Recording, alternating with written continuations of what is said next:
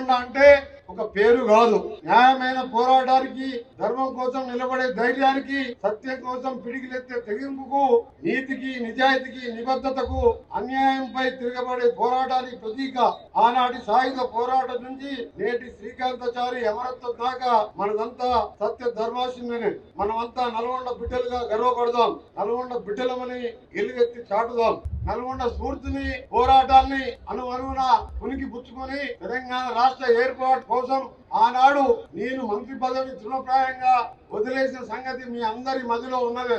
తెలంగాణ రాష్ట్ర ఉద్యమంలో ఆనాడు కొండా లక్ష్మణ్ బాబూజీ, మరి చెన్నారెడ్డి, మొన్నటి ఉద్యమంలో మీ నల్గొండ బిడ్డ కోమటిరెడ్డి వెంకటరెడ్డి మాత్రమే తెలంగాణ రాష్ట్రం కోసం నిజాయితీగా మంత్రి పదవులను వదిలిపెట్టిన సంగతి మీ అందరికీ తెలిసిందే.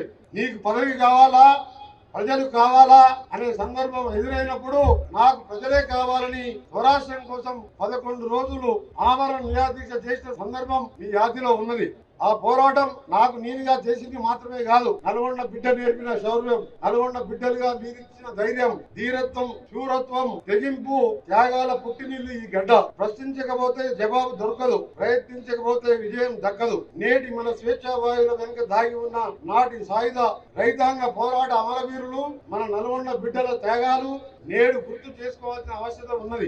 గేయాలు, గాయాలతో మన గడ్డ చరిత్ర సమస్తం పోరాటాలమే. తిండి కోసం పోరు, జాగా కోసం పోరు, అస్తిత్వం కోసం పోరు, ఆత్మాభిమానం కోసం పోరు, జలం కోసం పోరు, జనం కోసం పోరు, స్వయం పాలన కోసం పోరు. పోరాడకుండా మనకు ఏది సులువుగా దక్కలేదు. అందుకే నల్గొండ అంటేనే పోరు గడ్డగా పేరు గాంచింది. పుట్టుక నీది, చావు నాది, బతుకంతా దేశానిది అని చెప్పిన కాళోజీ గారి మాటలు నాలో ఎప్పుడూ స్ఫూర్తిని నింపుతూనే ఉంటాయి.